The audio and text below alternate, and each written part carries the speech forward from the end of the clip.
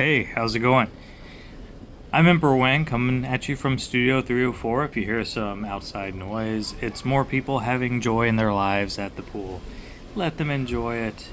So, my dad sent me some coins. I'm a man who's in his 40s. My dad's even older. I live 5,000 miles away from him on an island in the Pacific Ocean. And, we talk coins sometimes. I got into this hobby a couple years ago as a stacker of precious metals. I was looking for something that would replace that portion of a portfolio that would be occupied by government bonds and certificates of deposit. And then away we went. Of course, I got into collecting coins from that because I'm just kind of a collector at heart. I collect other stuff. I collect knives, specifically butterfly knives, Swiss Army knives, any kind of knives. I still collect He-Man action figures. Yes, I'm even looking at some He-Man action figures I have in this room. So, we talk coins every once in a while, me and my dad. And he has kind of been like a casual collector lifelong. I can't speak for the man, but he has casually collected coins, and he sent me some. First time, had no idea what was coming. He told me he was like, hey, Wang, sending you a package or whatever, and then it showed up and it had some coins in it. Was not expecting it. Here's one. It is a V nickel by Charles Barber, a dude who we do be talking about a lot in this channel. And it's got the cents on the back. So we have the Roman numeral V for 5, meaning cents.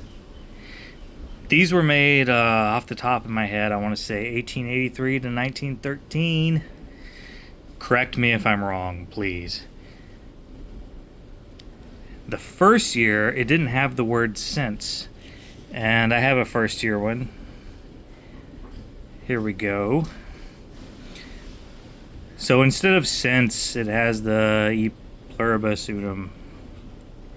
The problem with that is that knowledge wasn't as widespread back in those days, and people scammed by just kind of gold plating these and passing them off as a $5 coin. $5 gold coin, because gold coins were in routine circulation at the time.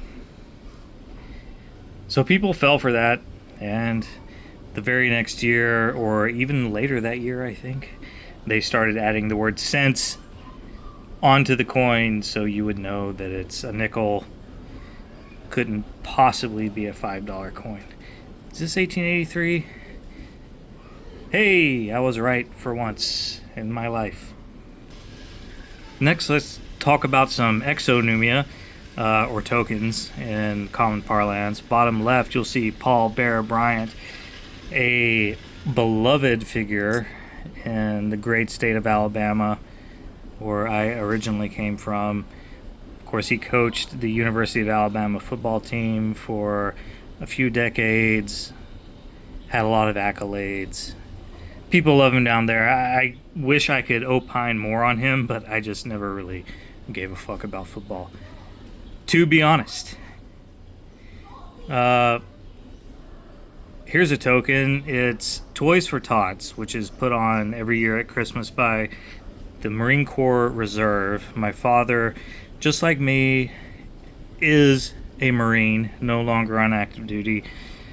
And he volunteers for this organization, so that's how he acquired this token, and that gives it great sentimental value to me, almost as much as the next two, which are Chuck E. Cheese tokens. 1983, oh man, what a good year.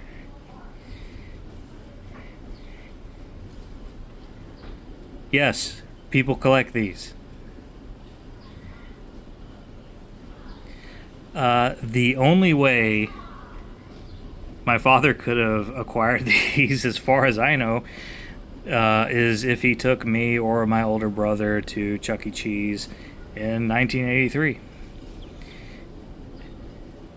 And I don't know what 25-cent Chuck E. Cheese token was good for in those days. Maybe a game of skee ball. Maybe a ride on some terrifying animatronic monstrosity that would traumatize you for life. I don't know. But these are cool, and they're going in a special place in my stack. Next, we have some pre-64 or constitutional silver. The Buffalo nickel is slicked out at the bottom, so there's no date. It's not three-legged. But can't go wrong with constitutional. Moving on. Whoa, a couple of Canadian young Lizzies. She's a looker. Canada Moose, 25 cents. Young Lizzie portrait.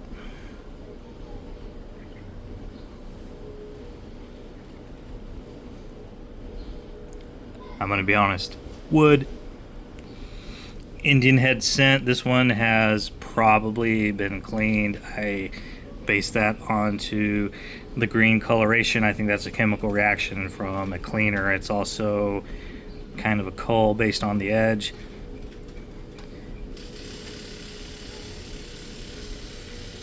But 1895, I think, is the date.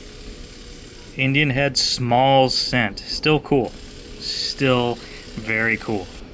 Hey, this is a German coin. It's a 1955 Pfennig. Pfennig starting with a P. Where were you, Dad, in 1950? I'm just kidding. I don't know how he got this. But this is really cool. 5 Pfennig. German. I think I will send this off with my next world batch for a grade. Lastly, it's a Morgan dollar from 1921. This looks really good to me, possibly cleaned based on the patina, but I still love the patina. The Liberty on her tiara, fully visible, the Phrygian cap, popping with detail, hair looks good. Yeah, possibly indication of cleaning here. Don't care. This is awesome. Got it from my dad. Well, thank you, and I guess that's all for now. Hope everyone is having a fabulous Sunday. Cheerio.